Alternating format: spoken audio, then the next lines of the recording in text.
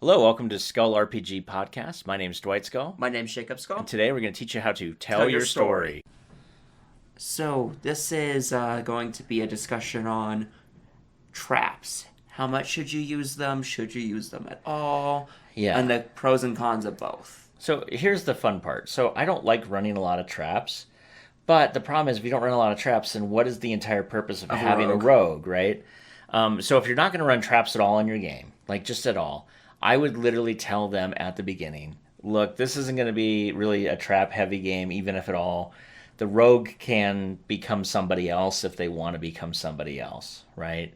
You don't need a rogue person in here because the amount of traps I'm going to have in this game, like it might affect you like 4 times ever. Uh-huh.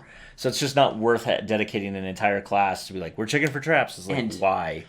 And you can also argue on a lot of the pre-made, since we're running through Return to the Temple of Elemental Evil. There's a lot of traps, actually. There's some traps, but in places where I'm thinking as the rogue, you should trap, there's no traps. In places that make no sense, there's traps. So even in pre-mades where they do traps, they're kind of in places that make no sense. I mean, it makes sense. It's like, okay, you raided the big bad storeroom finally, and there's a locked chest. Trapped, of course, that makes sense. Why is his door unlocked? Why is his door not trapped? Right. And so at the end of the day, and then there's some players, some DMs that just love to throw traps in, and I'm not one of them, but there are, like, the Dungeons Master Guide has a ton of traps, and then I know there are literally, like, resources online for traps.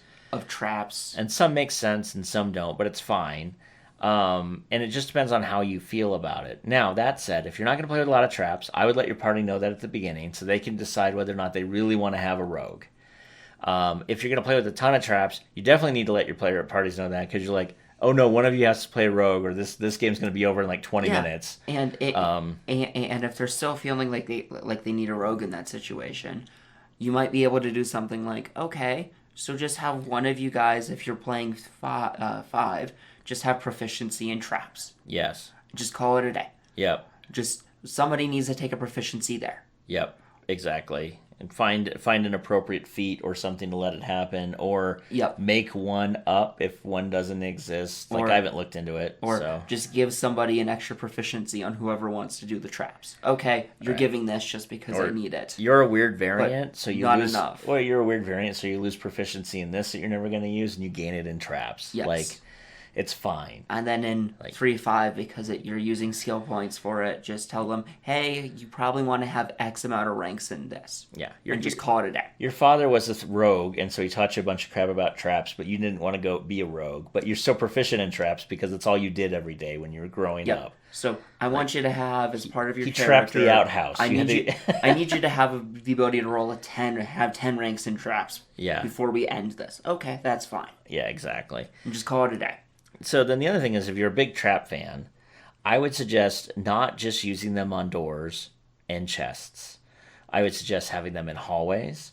I would suggest having them in fight scenes. We're going to talk about that tomorrow. But I would suggest having them in areas where it's not expected that you're going to have a trap. And that is Tomb of Horrors, where one hallway was trapped. The first hallway you walk into in Tomb of Horrors, I think, has 9 traps in it. Yes. Not counting the trap at the very end of the thing, which isn't a trap, but just diabolically evil. Yeah, the Orb of Annihilation at the end of the hallway. Yeah, it looks like a gateway.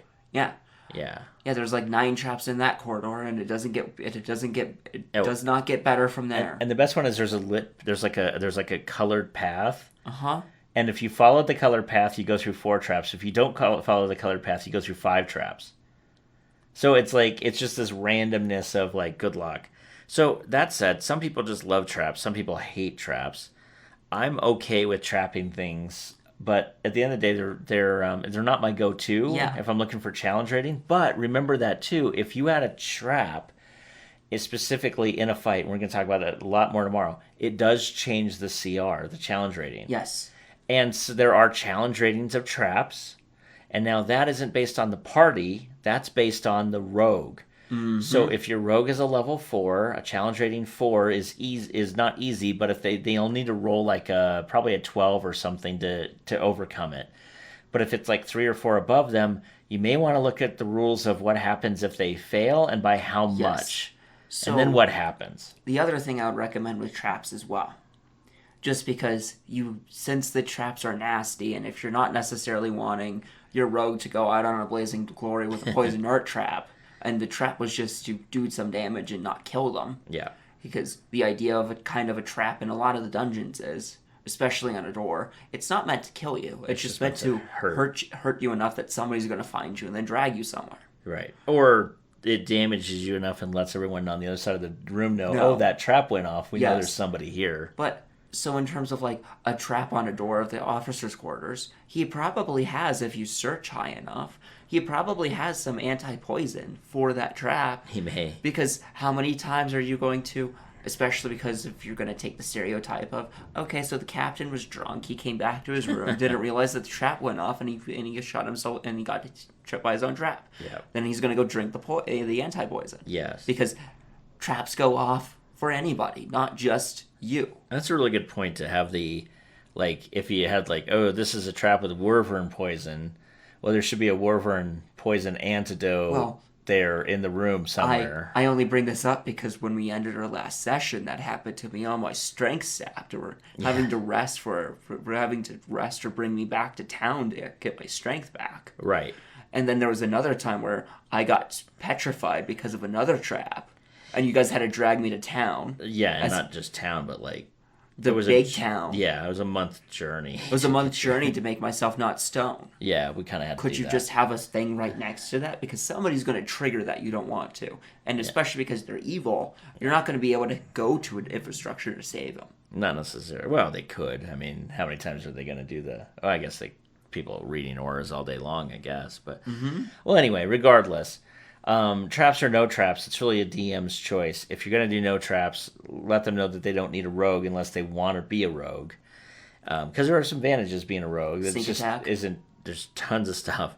And then, or if you're going to do a ton of traps, make sure that they know there's going to be a ton of traps because they absolutely need a rogue, and the rogue needs to drop some points and make sure that they're always maxing out their trap stuff. Yes, and then sometimes if the trap was too nasty, being able to have something to help them, especially if it's poison. Such a good idea. Yep, and then also ways to work around a trap. I'll just conclude on this. Our rogue in one of our adventures was unable to stop the collapsing ceiling. Oh yeah, the drop reset. ceiling. Yeah, it basically smacks you. And then she kept getting hit 10 to 20 times. We ended up using 3 or 4 really good heal spells on her. And finally, I was a druid. I just stone-shaped the passageway so that we could walk through. And yes, the trap went off, but it couldn't get to us because I had created stone to block the thing from working. Oh, hey, rogue, you triggered that 3 times. Let me help. Make me a search check. Yeah. You see a lever right next to the mechanism as an auto to disable. Well, not even that bad. Not even that well. I would say make some other party member use magic or something to get around it. Yeah. You know? Or if you trigger the trap 3 times, it goes on a cooldown because of the mechanisms are old. It depends or what you want to do. Yeah.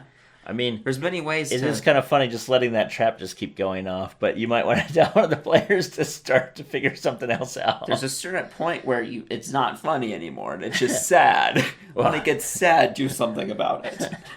Yeah, from the GM perspective, it's probably always funny, but yeah, you probably should do something. When they start getting really frustrated with you, you should maybe come up with some other options. So anyway, that will leave us for today. We'll see you tomorrow.